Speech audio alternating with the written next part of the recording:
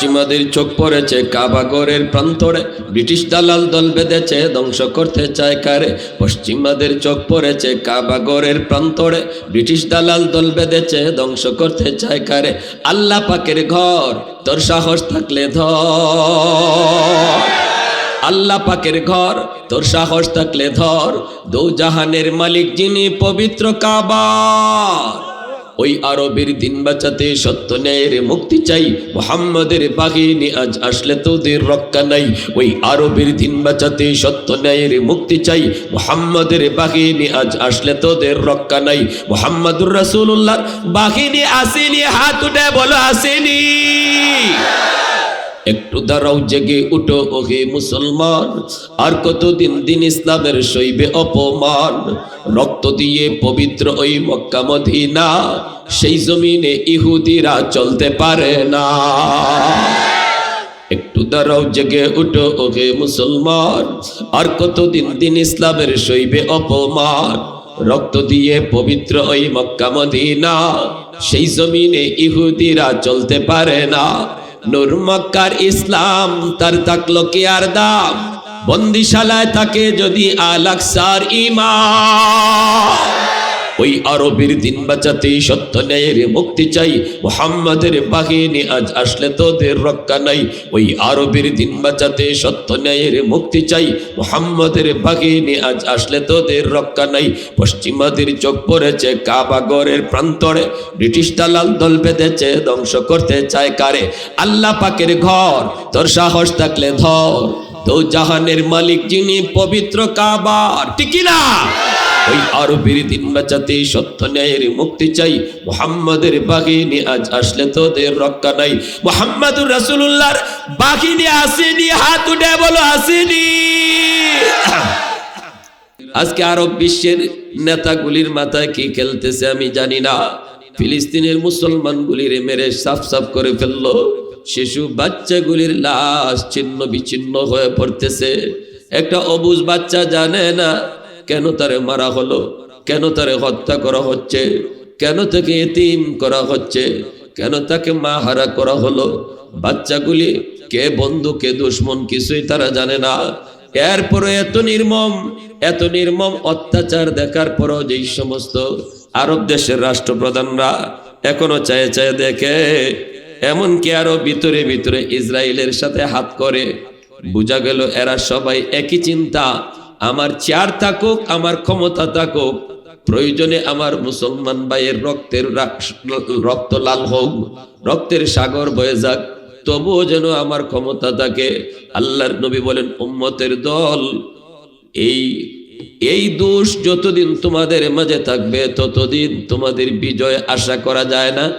আজ ফিলিস্তিন, কাল মিশর, পরের দিন সৌদি আরবের উপরেও মুসিবত শুরু হবে। তুমি মনে করতেছো যে এটা তো হামাসের সাথে লড়ে, তো আমার কি আমার কি একটু বাড় যাও, অপেক্ষা করো, আমার কি আইতেছে। ভেঙ্গে পড়ো না, হতাশ হয়েও না, বিজয় তোমাদেরই হবে। সুবহানাল্লাহ। আল্লাহ বলতেছেন বিজয় তোমাদেরই হবে যদি তোমরা খাঁটি মুমিন হও। তাহলে আমাদের বিজয়ের ঘোষণা দিলেন কে? মুসলমান যত যুদ্ধ করে, মুসলমান যত যাই করে, পাশে রাখে কাকে? নাকি আমেরিকা, রাশিয়া? যারাই যখনই ভুলটা করছে তারাই ধরা খাইছে। যতদিন পর্যন্ত মুসলমান আল্লাহকে সাথে লইয়া যুদ্ধ করছে এতদিনই জয় লাভ করছে। যেদিন থেকে কয় ভারতকে ডাকো, আমেরিকা ডাকো, রাশিয়া ডাকো, চীন ডাকো, তখনই আল্লাহ সরে গেছে। কারণ বেঈমান কোনোদিন ইমানদারের বন্ধু না। ঈমানওয়ালাদের বন্ধু শুধুমাত্র কেবলমাত্র কে? আল্লাহু ওয়ালিয়ুল্লাযীনা আমানু। আল্লাহ নিজে ঘোষণা দিয়েছেন, আমি আল্লাহ ঈমানওয়ালাদের বন্ধু। তা আমরা বিপদে পড়লে বন্ধুকে ডাকবো।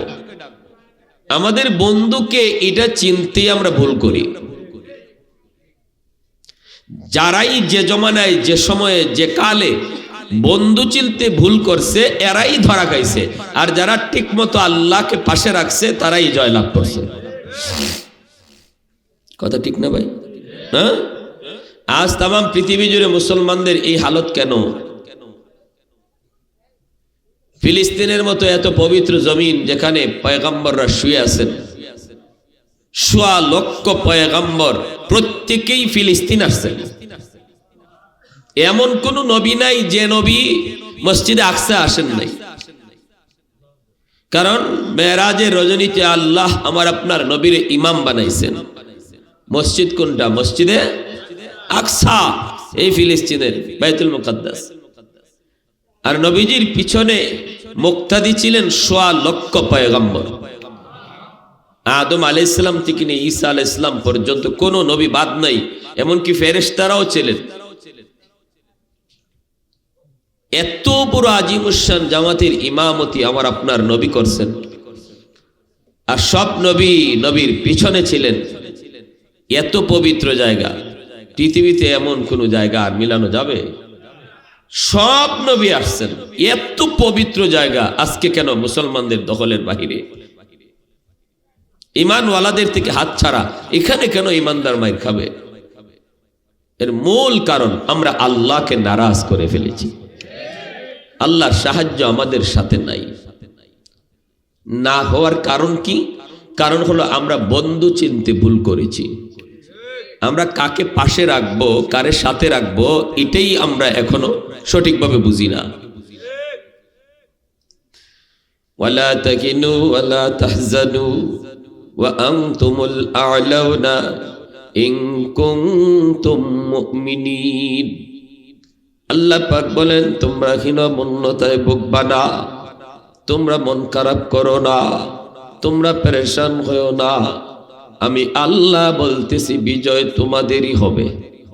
সাময়িক যদি তোমরা কখনো কখনো পরাজয় দেখো, কখনো কখনো বিপদ তোমরা নিজের চোখেও দেখো, তবুও আল্লাহ নতিজা বলেন বিজয় ঈমানওয়ালাদের হবে। শর্ত হলো আমাদেরকে খাঁটি মুমিন হওয়া লাগবে। খাঁটি মুমিন কারা? যারা আল্লাহকে সবসময় সাথে রাখে, আল্লাহকে যে ভুলে না, সর্বদা আল্লাহর সাহায্যকে যে পাশে রাখে, সেই হলো খাঁটি মুমিন, সেই হলো খাঁটি মুমিন। এজন্য যুবক, দ্বীনের নবী, মায়ার নবী বলেছেন, উম্মতের দল শেষ জামানায় আমার উম্মতরা খুব বেশি মাইর খাবে। এত বেশি মাইর খাবে, সাহাবায়ে কেরাম জিজ্ঞেস করেছিলেন, নবী গো কোন কারণে? আপনার উম্মত কি তখন সংখ্যায় বড় কম হবে নাকি? নবী কয় না, তারা সংখ্যায় কম হবে না, বরং সংখ্যায় অনেক বেশি হবে। তোমরা এখন যা আছো এর চেয়ে এরা অনেক সংখ্যায় বেশি হবে। এরপরও কেন মাইর খাবে? নবী বলেন দুই কারণে। কয় কারণে? জোরে বলেন, কয় কারণে? হুব্বুদ দুনিয়া ওয়া কারাহিয়াতুল মাউত। একটা অপরাধ হলো এরা দুনিয়ার প্রতি আসক্ত হয়ে পড়বে। দুনিয়ার চাওয়া পাওয়াকে আখিরাতের চেয়ে প্রাধান্য দিবে। দুনিয়ার সুখ শান্তি, দুনিয়ার চার, দুনিয়ার ক্ষমতাকে আখিরাতে জান্নাত পাওয়ার চেয়েও বেশি প্রাধান্য দিয়ে ফেলবে। এটা হলো এক নম্বর দোষ। এক নম্বর দোষ, ক্ষমতা থাকার জন্য যদি কাউরে মারতে হয় তাও করবে। ক্ষমতা টিকায় রাখার জন্য, চেয়ারে বসার জন্য যদি কোনো মুসলমান ভাইয়ের সাথে যুদ্ধ করতে হয় তাও করতে রাজি। আজকে আরব বিশ্বের নেতাগুলির মাথায় কি খেলতেছে আমি জানি না। ফিলিস্তিনের মুসলমানগুলির মেরে সাফ সাফ করে ফেললো। শিশু বাচ্চাগুলির লাশ ছিন্ন বিচ্ছিন্ন হয়ে পড়তেছে। একটা অবুঝ বাচ্চা জানে না কেন তারে মারা হলো, কেন তারে হত্যা করা হচ্ছে, কেন তাকে এতিম করা হচ্ছে, কেন তাকে মা হারা করা হলো। বাচ্চাগুলি কে বন্ধু কে দুশ্মন কিছুই তারা জানে না। এরপরে এত নির্মম অত্যাচার দেখার পরও যেই সমস্ত আরব দেশের রাষ্ট্রপ্রধানরা এখনো চায়ে চায়ে দেখে, এমনকি আরো ভিতরে ভিতরে ইসরায়েলের সাথে হাত করে, বোঝা গেল এরা সবাই একই চিন্তা। আমার চেয়ার থাকুক, আমার ক্ষমতা থাকুক, প্রয়োজনে আমার মুসলমান ভাইয়ের রক্ত লাল হোক, রক্তের সাগর বয়ে যাক, তবুও যেন আমার ক্ষমতা থাকে। আল্লাহর নবী বলেন, উম্মতের দল এই এই দোষ যতদিন তোমাদের মাঝে থাকবে ততদিন তোমাদের বিজয় আশা করা যায় না। আজ ফিলিস্তিন, কাল মিশর, পরের দিন সৌদি আরবের উপরেও মুসিবত শুরু হবে। তুমি মনে করতেছো যে এটা তো হামাসের সাথে লড়ে, তো আমার কি, আমার কি, আমার কি? একটু বাড় যাও, অপেক্ষা করো, আমার কি আইতেছে। ইসরায়েলের টার্গেট শুধু ফিলিস্তিন না, গ্রেট ইসরায়েল করা, মিশর লইয়া, আরবের কিছু জায়গা লইয়া, তুরস্কের কিছু জায়গা লইয়া, জর্ডানের কিছু জায়গা লইয়া, গোটা বাইবেলে যেভাবে একটা হেরা ম্যাপ আঁকছে, এই ম্যাপ লইয়া আগাইতেছে। যদি হামাসকে নির্মূল করতে পারে, এরপর একজনও শান্তিতে থাকতে দিবে না। ঠিক কিনা জোরে কও? একজনও না। খিরা ক্ষেতের বাউ ধরাবে, খিরা ক্ষেত বুঝছেন নি আপনারা? জানেন এটা? হ্যাঁ, একজনে খিরা খাইছে, খিরা খেতে খিরা খাইছে তিনজনে। এখন তিনজনে, একজন মুসলমান, আরেকজন হিন্দু, আরেকজন খ্রিস্টান। এখন যে বেচারা জমির মালিক, হে মনে মনে ভাবতেছে তিনটার সাথে আমি পারমু কি কইরা, তিনটা যদি একই আমারে পিটা শুরু করে তাইলে তো আমারই মাইর খাওয়া লাগবো। বুদ্ধি করছে, গেছে যায় কয়, এ বেটা মুসলমান, তুই আমার মুসলমান ভাই, তুই 100 বার আমার খিরা খাইতে পারো, তোর হক আছে। হিন্দুরে কইতেছে, তোমার বাড়ি আমার বাড়ির পাশে, তুমিও আমার খিরা খাইতে পারো, কোনো অসুবিধা নেই। কিন্তু এ কেন খাইলো? এর বাড়ি কোথায়? ও কেন আমার খিরা খাবে? এই কইই এর ইচ্ছা মতো বানাইছে। আর এই দুইজনে তাকায় তাকায় শুধু দেখছে, কয় আমাদেরকে তো মারে না, কি হইছে? হেরে পিটাইয়া মাটিত ফালাইয়া, এরপরে মুসলমান এরে কখ, তুমি তো আমার মুসলমান ভাই, তোমার সাথে আমার কোনো দ্বন্দ্ব নাই, কিন্তু এ তো হিন্দু, ওর বাড়ি আমার পাশে হয়েছে তো কি হয়েছে, অত জাতি হিন্দু, এ আমার খিরা কেন খাবে? ঠিকই তো। কইয়া এই মুসলমানরা আলাদা রাখছে, এর রাখকে হিন্দুটারে পিটাইছে ইচ্ছা মতো, পিটে এরও মাটিতে শোয়াইছে। এরপরে মুসলমানরে কয়, কোন কিতাবে পাইছো? ঠিক না জোরে কয়? কোন মুফতি সাহেব কইছে আরেকজনের খিরা খাওয়া যায়? এইবার ল, এটারও মাটিতে শুয়াইছে। ঠিক না? ইসরায়েল আমেরিকা এখন এই সিস্টেমে আগাইতেছে। সৌদির মাথা মোটা যে আছে একটা সালমান, হে এখন শাকেরা লইয়া গান গায়। ফিলিস্তিনের মুসলমানের রক্ত জোরে, আর মুনাফিকগুলি গানের আয়োজন করে, নর্তকী নাচায়। আমার তো মন বলে যে আল্লাহ আবাবিল পাঠাবে, কিন্তু আবাবিলের পাথর ফিলিস্তিনের ইহুদিদের মাথার উপরে পড়ার আগে আল্লাহ আবাবিলে কইব, ওই সৌদি যে নেতাগুলা আছে ওইগুলার মাথায় আগে ফালা,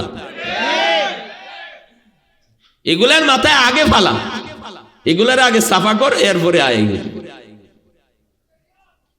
যেখানে আল্লাহ নবী বলেছেন, আল মুসলিমুন জাসাদিন ওয়াহিদ ইন ইশতাকা আইনুহু ইশতাকা কুল্লুহু। দ্বীনের নবী বলেন 2 নম্বর দোষ কারাহিয়াতুল মউত, মরণকে ভয় পাবে। মুসলমানের ভিতরে মরণের ভয় ঢুকে যাবে। খালিদ বিন ওয়ালিদ রাদিয়াল্লাহু তাআলা আনহুকে যখন প্রশ্ন করেছিল বেঈমানরা, খালিদ 60,000 সৈন্যের মোকাবেলায় মাত্র 60 জন এসেছো, কোন ভরসায় কোন সাহসে এসেছো? 60 জনে কেমন করে 60,000-এর মোকাবেলা করবা? একটু কি মরণের ভয় তোমার নাই? খালিদ বিন ওয়ালিদ রাদিয়াল্লাহু তাআলা আনহু কই, বেঈমানের দল, তোরা মদ আর নারীকে যতটা ভালোবাসো, পছন্দ করো, আমরা মুমিন মরণকে এর চেয়েও বেশি ভালোবাসি। আমারে মরণের ডর দেখা।